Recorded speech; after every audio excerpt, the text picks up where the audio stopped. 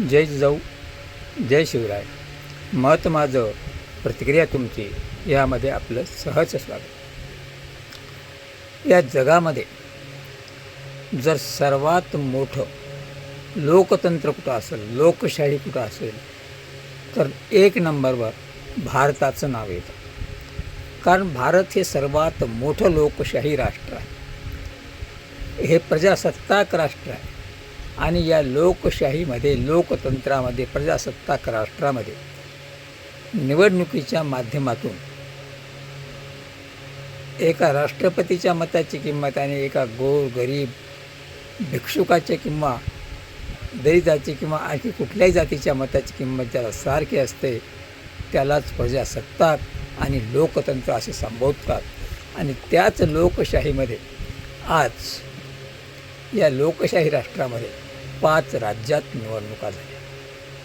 आणि त्या 5 राज्याच्या निवडणुकीमध्ये सर्वात मोठी निवडणूक जी चर्चेला गेली ती पश्चिम बंगालची निवडणूक. या पश्चिम बंगालच्या निवडणुकीमध्ये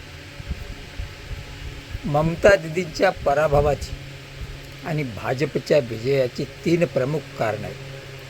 ती कारणं कोणती आहेत हेच आपल्याला आज पाहायचे आहे. मित्रहो, भारत हा लोकशाही प्रधान देश आहे, लोकशाही राष्ट्र आहे. पण या राष्ट्रामध्ये होणाऱ्या निवडणुका खरंच निष्पक्षपातीपणे होतात का? ज्या ठिकाणी काही देशांचं युद्ध चालू होतं तिथे 40-50 हजार सैनिक नसतात. पण या लोकशाही राष्ट्रामध्ये एका महिला मुख्यमंत्र्याचा पराभव करण्यासाठी किंवा पश्चिम बंगालची निवडणूक घेण्यासाठी 2.5 लाख सुरक्षा सैनिक तैनात केले जातात. हजारो कोटी रुपये पाण्यासारखे उधळले जातात. अधिकाऱ्यांच्या बदल्या ट्रान्सफर केले जातात. ईडी CBIचा धाक दाखवून काही नेते गजाआड केले जातात. तेव्हा ही लोकशाहीची जीत आहे का? तर यावर प्रश्न येतो, ही निवडणूक आयोगाची जीत आहे, ही CBIDची जीत आहे, ही खोट्या आणि भंपक आश्वासनांची जीत आहे, ही मतदान नसून मत विक्रीची जीत आहे. ज्या भारतीय जनता पक्षानं शेतकऱ्यांचं दाम दुप्पट करण्याची घोषणा 2014मध्ये केली होती ते पूर्ण केलं नाही. प्रत्येकाला 15 लाख देण्याचं वचन दिलं होतं ते पूर्ण केलं नाही. दरवर्षी 2 करोड रोजगार निर्माण करू म्हणून सांगितलं ते केलं नाही. आत्ता काल परवा दिल्लीच्या निवडणुका झाल्या त्यावेळेस प्रत्येक महिलेला 2500 रुपये देऊ असं आश्वासन दिलं पण ते पूर्ण केलं नाही. आणि आता पश्चिम बंगालमध्ये प्रत्येक महिलेला 3000 रुपये महिना देऊ हे त्यांचं खोटं आश्वासन. आणि त्या आश्वासनाला खरंच हे पूर्ण करणार का? महिलांची सुरक्षा करणार का? तरुणांना रोजगार देणार का? हे सारं बाजूला, पण इथे जनताही या खोट्या आणि भंपक आश्वासनाला बळी पडते आणि अशा भामट्या पक्षांचा विजय होतो. भाजप हा जगातील सर्वात मोठा पक्ष स्वतःला म्हणून घेतो आणि तो असेलही, पण मतदानातून निवडून आलेला हा पक्ष नाही. ही जी निवडणूक आहे ही SIR घोटाळ्यावर झालेली निवडणूक आहे. इथं 27 लाख मतदार कापून झालेली जीत आहे. या निवडणुकीमध्ये आता मी पाहिलं काही मीडियावर आणखीन काही निकाल अंतिम यायचे राहिलेत, पण तोपर्यंत राजकीय विश्लेषक चर्चा करत होते आणि त्यांनी सांगितलं की ममता दीदी आणि भाजप यांच्यामध्ये 3 ते 4 लाख मताचं फक्त अंतर आहे. तर काही विश्लेषकांनी सांगितलं 3 ते 4% मताचा फरक आहे, 2 ते 4% मताचा फरक आहे.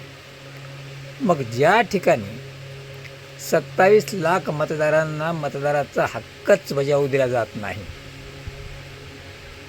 तेव्हा ही लोकशाहीची, लोकतंत्राची जीत आहे का?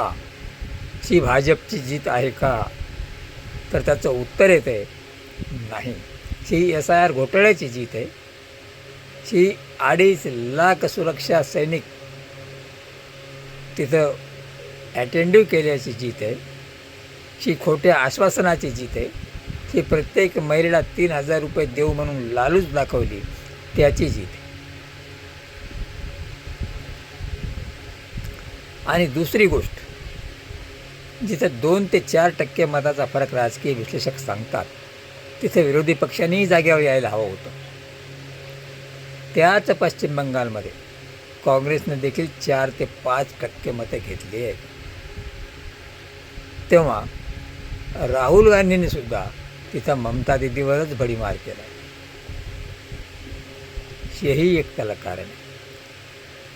तेव्हा या निवडणुकीमध्ये ममता दीदीच्या पराभवाची आणि भाजपच्या विषयाची जी मी 3 प्रमुख कारणं तुम्हाला म्हणालो, त्यातलं पहिलं कारण आहे 27 लाख मतदार हे मतदानापासून वंचित ठेवले. 2.5 लाख सुरक्षा सैनिक तैनात करून हुकुमशाही, दंडेलशाही निर्माण केली. आणि 4% ते 5% मतं काँग्रेसने ममता दीदीचे खाल्ले. त्यामुळं भाजपला यश मिळालं. ही होती ममता दीदीच्या पराभवाची आणि भाजपच्या विजयाची खरी कहाणी. आणि दुसरी गोष्ट, भाजप हा कायम बंपक, खोटी आश्वासनं देणारा पक्ष आहे. खाल ते वरपर्यंत भ्रष्टाचारानं माखलेला पक्ष दुसऱ्यालाच भ्रष्टाचार करून, निवडणूक कॅम्पेन रंगवून, EVM घोटाळा करून, ED CBIचा धाकदपटशात दाखवून निवडणुका कोणालाही जिंकता येतात. जे लोकशाही राष्ट्र म्हणण्याचा अधिकार भारताला होता, तो आत्ता आपण गमावला असं म्हणायला हरकत नाही. भाजपनं प्रत्येक राज्यात हेच केलं.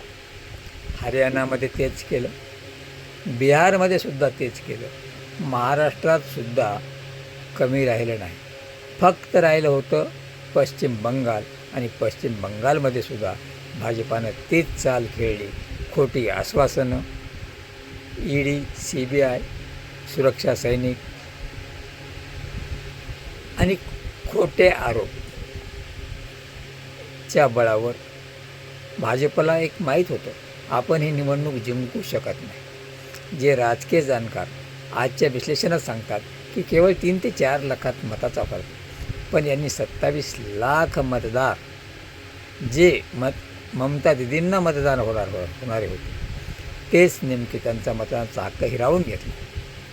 SIR घोटाळा केला, निवडणूक आयोग विकत घेतला, निवडणूक आयोग भाजपाच्या एजंटचं काम करत होता, आणि सुप्रीम कोर्टाने देखील वेळेवर निकाल दिला नाही. कारण सुप्रीम कोर्टसुद्धा भाजपच्या हातचं बाहुलं झालं आहे असं म्हणायला आता लाज वाटत नाही. तेव्हा मित्रो, तुम्हाला काय वाटतं?